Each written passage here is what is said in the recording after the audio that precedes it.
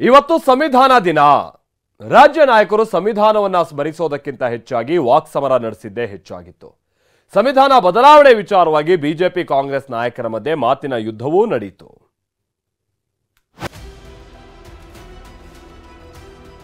ಕಾಂಗ್ರೆಸ್ ಆಡಳಿತದಲ್ಲಿ ಸಂವಿಧಾನದ ಮೂಲ ಸ್ಟ್ರಕ್ಚರ್ವನ್ನೇ ಬದಲಾವಣೆ ಮಾಡಬೇಕು ಅಂತ ಹೇಳಿ ಪ್ರಯತ್ನ ಮಾಡಿದ್ರು. ಬಿಜೆಪಿ RSS ಅವರು ಕುಣಿದು ಕುಪ್ಪಳಿಸ್ತಿರ್ಬೇಕು, ಮನುಸ್ಮೃತಿ ವಾಪಸ್ ಬರಬೇಕು ಅಂತ.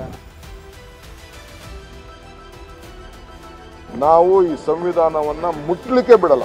ಬದಲಾವಣೆ ಆಗಬಾರದು ಅಂತಲೇ ನಾವೆಲ್ಲ ಹೋರಾಟ ಮಾಡ್ತಾ ಇದ್ದೀವಿ. ಸಂವಿಧಾನ ಸ್ಮರಣೆ ದಿನವೇ ಬದಲಾವಣೆಯ ಸಮರ. ಬಿಜೆಪಿ ಕಾಂಗ್ರೆಸ್ ನಾಯಕರ ಮಧ್ಯೆ ವಾಗ್ಯುದ್ಧ.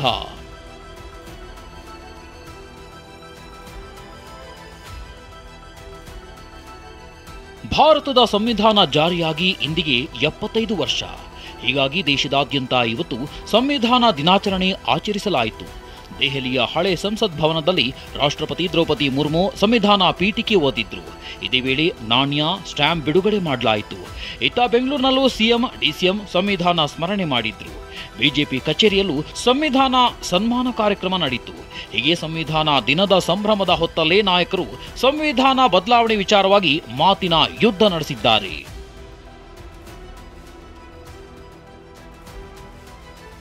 ಕಾಂಗ್ರೆಸ್ನವರು ಸಂವಿಧಾನ ಬದಲಾವಣೆಗೆ ಪ್ರಯತ್ನಿಸಿದ್ದಾರೆಂದ ಬೊಮ್ಮಾಯಿ. ಮನುಸ್ಮೃತಿ ಬಿಟ್ಮೇಲಲ್ವಾ ಸಂವಿಧಾನ ಬಂದಿದ್ದು, ಪ್ರಿಯಾಂಕ್ ತಿರುಗೇಟು. ಬಿಜೆಪಿ ಕಚೇರಿಯಲ್ಲಿ ನಡೆದ ಸಂವಿಧಾನ ದಿನಾಚರಣೆ ಕಾರ್ಯಕ್ರಮದಲ್ಲಿ ಮಾತನಾಡಿದ ಸಂಸದ ಬಸವರಾಜ ಬೊಮ್ಮಾಯಿ, ಕಾಂಗ್ರೆಸ್ನವರು ಸಂವಿಧಾನದ ಮೂಲ ಸ್ವರೂಪವನ್ನೇ ಬದಲಿಸುವ ಪ್ರಯತ್ನ ಮಾಡಿದ್ರು ಅಂತ ಆರೋಪಿಸಿದ್ರು.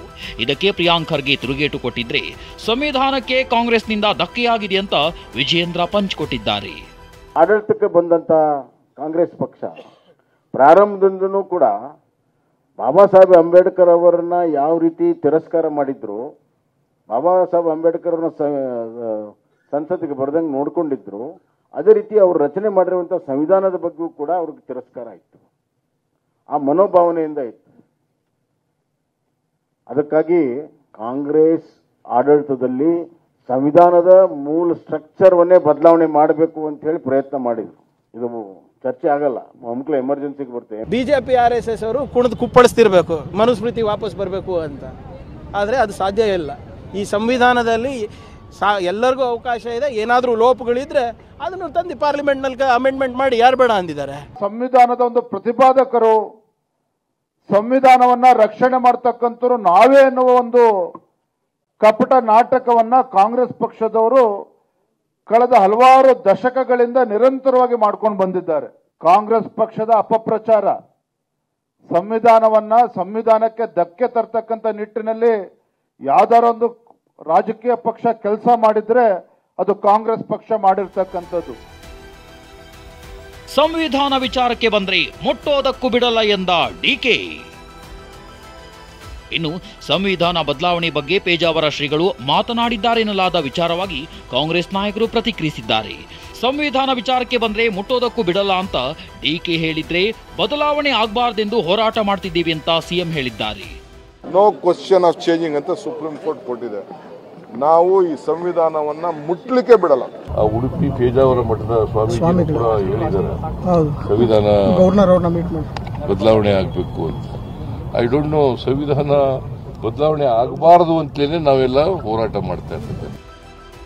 ಇನ್ನು ಸಂವಿಧಾನ ಸಮಾಜದ ಬಡ ಮತ್ತು ದುರ್ಬಲ ವರ್ಗ ರಕ್ಷಿಸಲು ಪ್ರಬಲ ಸಾಧಕವಾಗಿದೆ ಎಂದಿರೋ ರಾಹುಲ್ ಗಾಂಧಿ, ಮೋದಿ ಸಂವಿಧಾನವನ್ನ ಓದಿಲ್ಲ ಅಂದರು. ये हिंदुस्तान का संविधान है. मैं आपको गारंटी देकर कह रहा हूं कि नरेंद्र मोदी जी ने इस किताब को नहीं पढ़ा है, क्योंकि अगर नरेंद्र मोदी जी ने ये किताब पढ़ी होती तो वो जो रोज करते हैं वो नहीं करते. ಹೀಗೆ ರಾಹುಲ್ ಗಾಂಧಿ ಸಂವಿಧಾನ ಸ್ಮರಣೆ ಮಾಡ್ತಿದ್ರೆ ಬಿಜೆಪಿ ಕಾಲೆಳೆದಿದೆ. ಸಂವಿಧಾನದ ದಿನ ರಾಷ್ಟ್ರಪತಿಗಳಿಗೆ ಅಗೌರವ ತೋರಿದ್ದಾರೆ ಅಂತ ರಾಜ್ಯ ಬಿಜೆಪಿ ಟ್ವೀಟ್ ಮಾಡಿ ಆರೋಪಿಸಿದೆ. ಸಂಸತ್ ಭವನದಲ್ಲಿ ನಡೆದ ಸಂವಿಧಾನ ದಿನಾಚರಣೆಯಲ್ಲಿ ಗಣ್ಯರೆಲ್ಲ ರಾಷ್ಟ್ರಪತಿಗಳಿಗೆ ನಮಸ್ಕಾರ ಮಾಡಿದ್ದಾರೆ. ಆದರೆ ನಮಸ್ಕಾರ ಮಾಡದೇ ವೇದಿಕೆಯಿಂದ ರಾಹುಲ್ ನಿರ್ಗಮಿಸಿದ್ದಾರೆ ಅಂತ ಬಿಜೆಪಿ ವಿಡಿಯೋ ಪೋಸ್ಟ್ ಮಾಡಿದೆ. Bureau report, TV9.